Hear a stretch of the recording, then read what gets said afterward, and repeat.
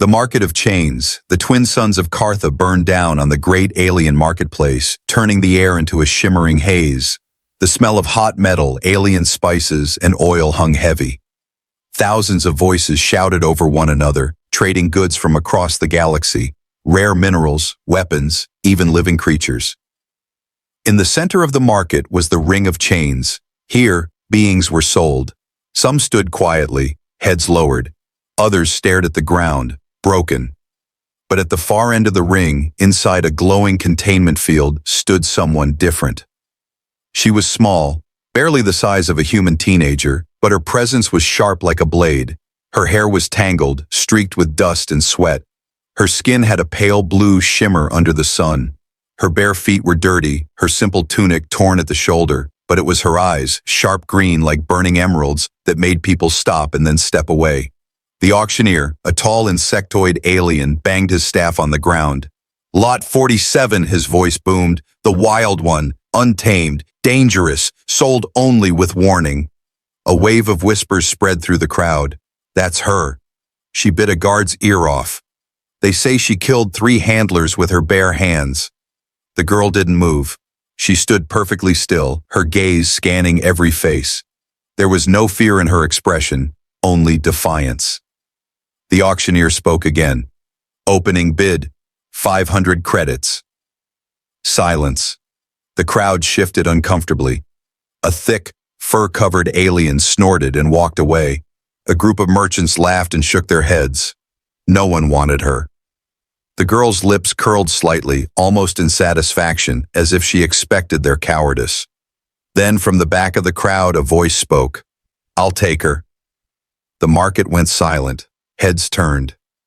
It was a human man. His jacket was worn from travel, his boots coated in dust. His dark hair was tied back and a thin skate. "Containment breach in cargo bay," his second-in-command shouted. Rylan ran down the corridor, hand on his sidearm. The cargo bay doors were open, stars stretching endlessly beyond. And there she was, Nova, standing at the edge, looking out into space. She didn't jump, she didn't run, she just stood there, her green eyes reflecting the distant light of the stars, as if she belonged to them more than to any ship or planet. Rylan took a slow step forward. "If you're thinking about leaving, there's no air out there." She turned her head slightly, just enough to meet his gaze. Her lips moved, but only one word came out. "Why?" It wasn't a question about the stars, it wasn't about escape, it was about him. Why had he stepped forward when no one else had? Rylan didn't answer. Not yet. Because he wasn't sure himself, the humans claim. The hum of the ship's engines filled the quiet mess hall. Morning light from the nearby sun spilled through the viewport, turning the walls gold. Rylan sat at the long table with a mug of steaming caf, reading the day's navigation logs. He wasn't alone. Across from him sat Nova, the wild, alien girl, her legs pulled up to her chest, arms wrapped around them. She hadn't touched the bowl of food set in front of her. She hadn't spoken a single word since last night's strange moment in the cargo bay, except that one question. Why? She was watching him now, those green eyes as sharp as ever, like she was dissecting his soul without a blade. "You know," Rylan said, setting his mug down, "most people say thank you when someone keeps them from getting spaced into open vacuum." Nova's gaze didn't waver. She simply reached forward, took the bowl, and pushed it to the far end of the table, a small, silent rejection.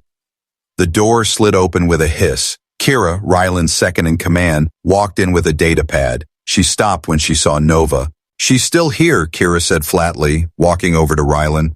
"We should drop her at the nearest station. You heard the market rumors. She's dangerous." "She's also alive," Rylan replied without looking up. "That's not a reason to keep her, Captain," Kira shot back.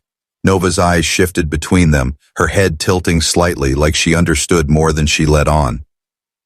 By midday, Rylan found her in the engineering bay, standing near the power core. She wasn't touching anything, just listening. "You know how to work this?" he asked, stepping closer. She didn't answer, but she ran her fingers along the hum of the wall as if feeling the ship's heartbeat. Suddenly, a red light flashed across the console. The ship AI's voice crackled through the speakers. Proximity alert. Unknown vessel approaching. Weapons armed. Rylan swore under his breath and ran to the bridge. Nova followed silently, her bare feet making no sound against the metal floor.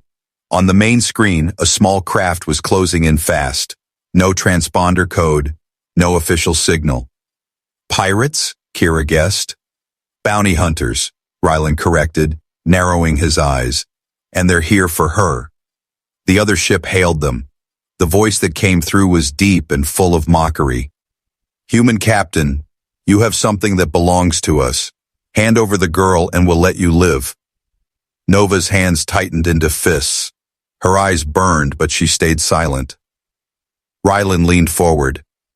She doesn't belong to anyone. The voice on the other end chuckled darkly. Then you'll both die. Without warning, the pirate ship opened fire. The freighter shook as the first blast hit. Kira's hands flew over the controls, trying to angle the ship away. Rylan barked orders to divert power to shields. Nova didn't run. She stood behind the captain's chair, watching the chaos with an expression that was unreadable, but intense. Then, something changed. The ship jolted again, but this time Nova moved, fast. She sprinted to the weapons console, her hands dancing over the controls like she had done it 1,000 times before. 2 plasma turrets came online. A moment later, they roared to life, blasting the pirate ship's shields with precise, deadly shots. On the bridge, the crew stared at her in shock. The pirate ship, now smoking, veered off and fled into the darkness. Silence fell. Rylan turned to Nova. You've handled starship weapons before. She stared back, breathing hard, then turned away without a word. Later, as the ship drifted in the quiet between stars, Rylan found her sitting alone in the cargo bay. You could have let them take you, he said quietly. Would have made things easier for you, and for me. Nova didn't look at him. Instead, she spoke for the second time since he met her. They would have killed you first. Her voice was soft but steady. Rylan studied her in the dim light. Guess we're both full of surprises. She glanced at him then, just for a second, before looking away. The escape attempt. The ship was silent, drifting through the endless dark between systems. Most of the crew had gone to their bunks. Rylan sat alone in the cockpit, half listening to the soft hum of the engines, half lost in his thoughts. It had been 3 days since Nova blasted those bounty hunters out of the sky. She still hadn't explained how she knew ship weapons so well. She still barely spoke. And yet, she lingered close to the bridge as if she was watching over him. A low chime broke his thoughts. The ship AI's voice spoke quietly. Warning, rear airlock sequence initiated. Rylan's eyes narrowed. No one had clearance to open the rear airlock this late. He was already on his feet before the words finished echoing. The corridor was dim, lit only by strips of cold white light along the floor. He moved fast, boots silent against the metal. As he turned the corner toward the airlock, the inner door was sliding shut. Through the small window he caught a glimpse of her, Nova, already inside the lock chamber, her hand on the outer release. Nova! His voice was sharp, cutting through the quiet. She didn't turn. She pressed the release. The outer door began to open, revealing the black void of space. Rylan lunged forward, slamming the override. The system hissed as the doors froze in place. He pulled the inner door open and stepped in, blocking her path. Her eyes blazed, but she didn't look afraid. You think they won't find you if you're dead? He asked. They will find you, she replied, her voice cold and certain. Before he could answer, the ship rocked violently.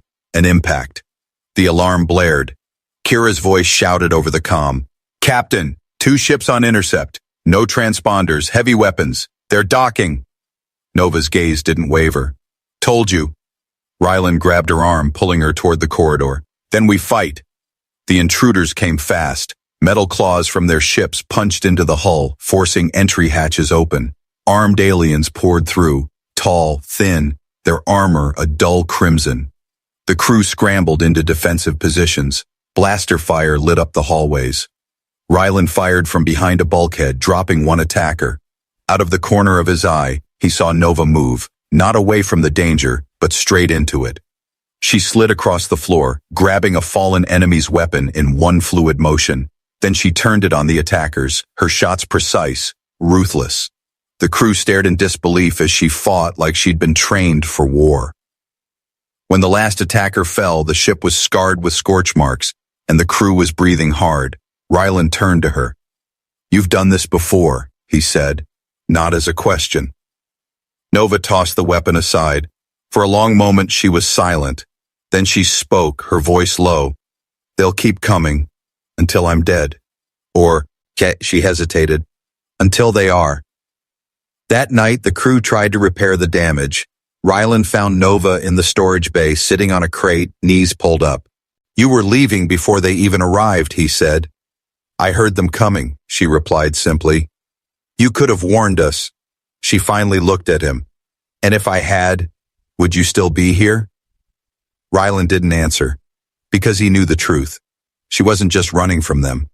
She was trying to keep him from getting caught in her fight. And that was the first time he realized she might care whether he lived or died, the name she wouldn't tell. The ship floated in the quiet shadow of a dead moon. Its surface was cracked like dry skin split by old impact scars. No lights, no signals, just silence. Ryland had chosen this place to hide after the last attack.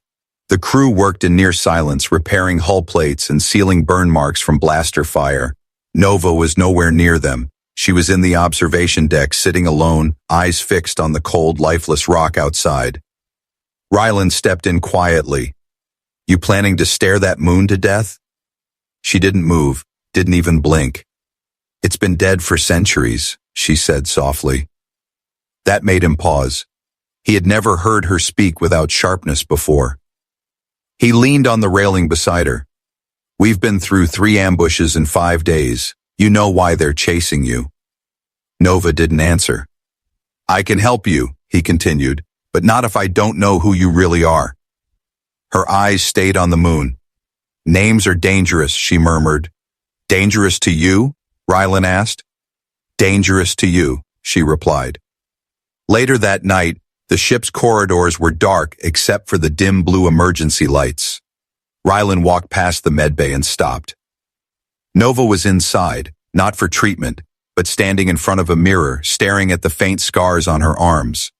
Circular marks, like she had once been bound by something far more advanced than chains. She caught his reflection in the mirror, but didn't turn. "You think I'm a criminal?" "I think you've been running for a long time," he said. A shadow passed over her face. "Running is easier than watching people die because of me." Before Ryland could reply, the ship AI interrupted. "Incoming transmission, encrypted, priority, human command." On the bridge, the message played. The screen flickered, revealing the stern face of an Earth Fleet officer. "Captain Ryland, you are ordered to surrender the alien girl in your custody. Her presence on your ship is a direct threat to Earth security." Ryland's jaw tightened. "And if I refuse?" The officer's voice was cold. "Then you'll be considered an enemy of the state." The transmission cut. Nova stood in the doorway, her eyes unreadable. "Now you understand," she said quietly. The crew gathered in the mess hall. Kira slammed her hands on the table. "Captain, this is insane. We can't fight Earth and whatever's chasing her." "She's not cargo," Ryland said sharply. "She's not crew either," Kira fired back. "She hasn't even told us her real name." Everyone turned to Nova. For a long moment she said nothing. Then she stood, walked to the center of the room, and spoke in a voice that carried more weight than they had ever heard from her. "My name is not for you to know, not yet. But if I tell you, every ship that hears it will hunt us until the stars burn out." She walked past them without another word. Hours later, Ryland found her in the cargo bay again, sitting on the floor with her back to the wall. "You're asking me to protect someone I barely know," he said. "You know enough," she replied. "And what's that?" She met his gaze, and for the first time there was something almost fragile in her eyes. "That I'm worth more alive than dead, to the people who want me, and maybe to you." Ryland didn't know if it was a threat, a warning, or something else entirely, but he knew one thing. He wasn't ready to let her go. The chase across the stars. The ship's alarm screamed like a living thing. Red lights flashed across the bridge, bathing everyone in a warlike glow.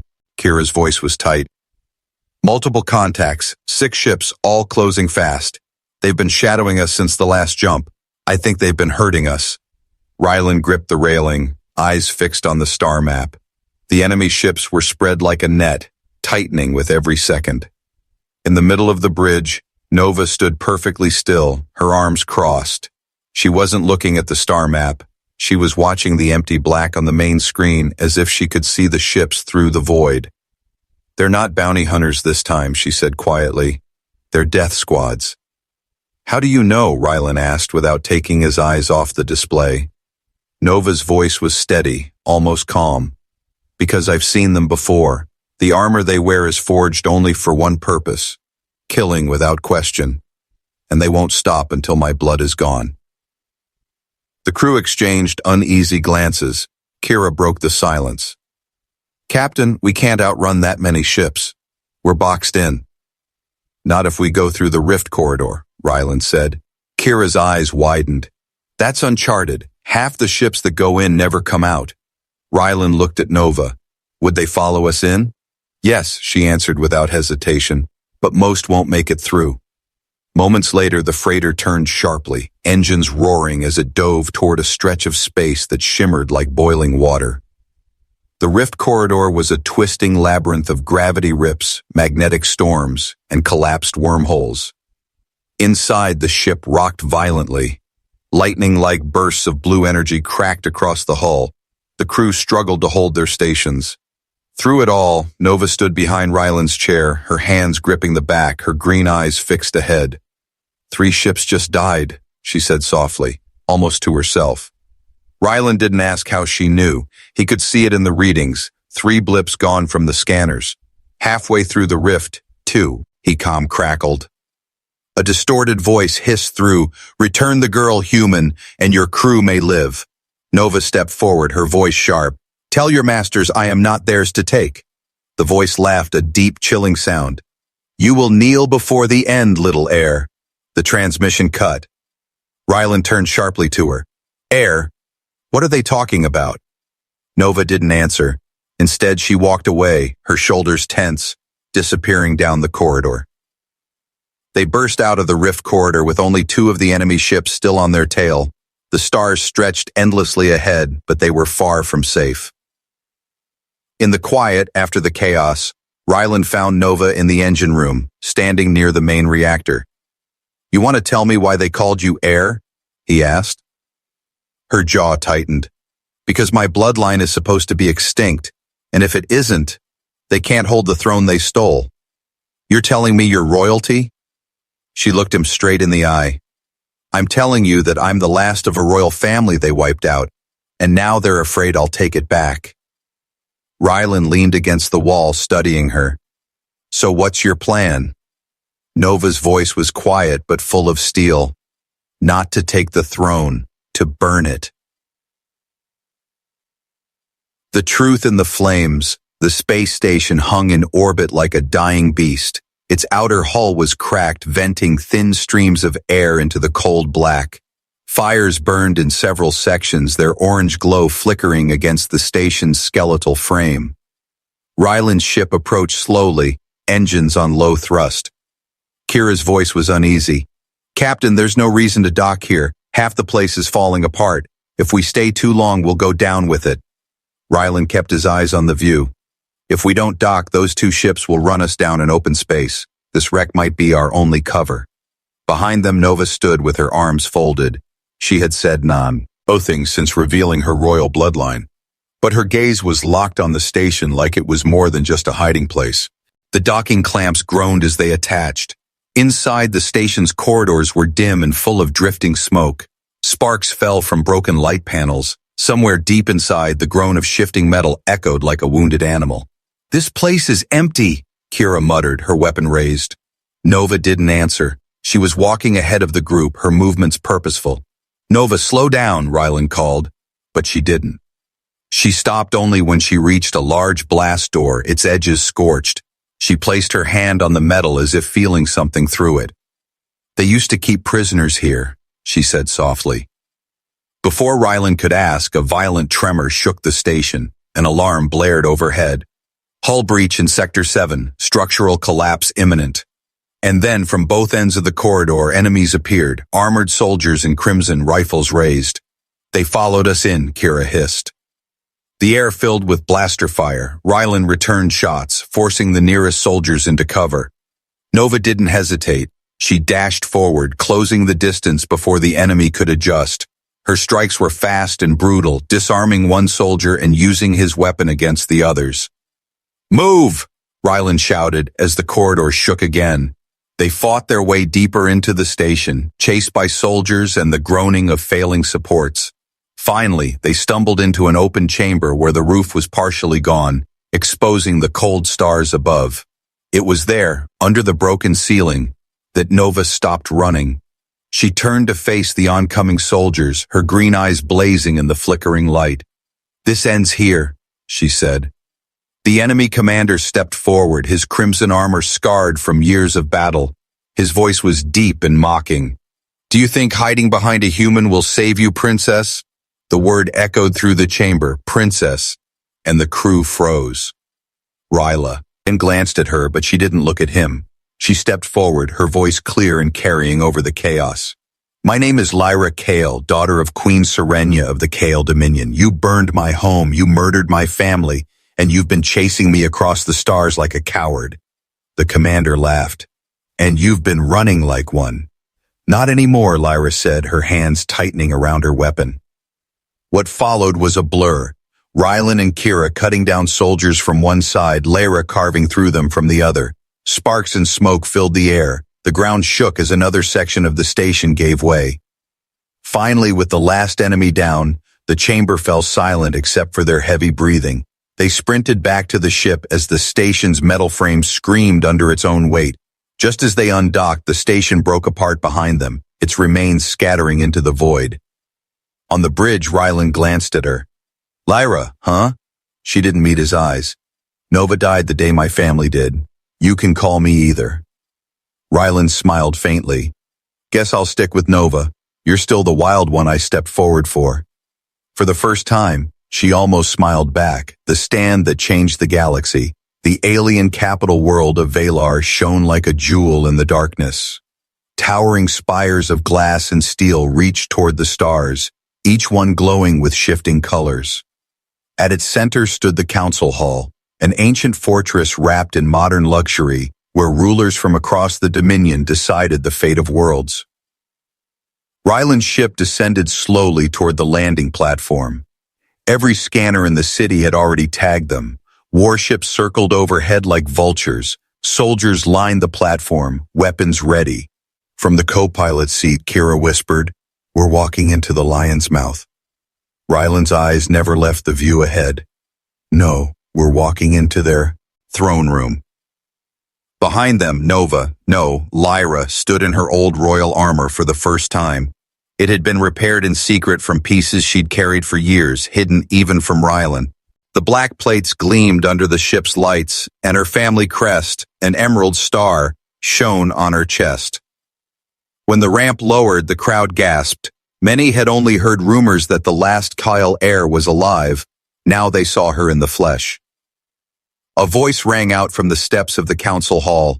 "Lyra Kyle, you are accused of treason, rebellion, and murder against the Dominion. Surrender, and your execution will be swift." Lyra stepped forward, her head high. "You accuse me of crimes you committed. You killed my family. You burned my world. And you thought fear would keep me silent." A murmur swept through the gathered aliens. The council doors opened, revealing the High Chancellor draped in crimson robes. His eyes were cold, his smile thin. "Your bloodline is finished. The throne is mine by right of conquest." Lyra's voice was sharp as a blade. "Then let the galaxy see how you hold it when the truth is known." From behind her, Rylan activated a small hollow projector. Images lit up the air, secret recordings they had taken from captured enemy ships. Footage of the Chancellor ordering assassinations, torching villages, and paying death squads to hunt her down. Gasps turned to shouts.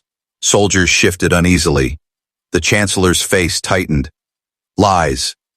Truth, Lyra said simply.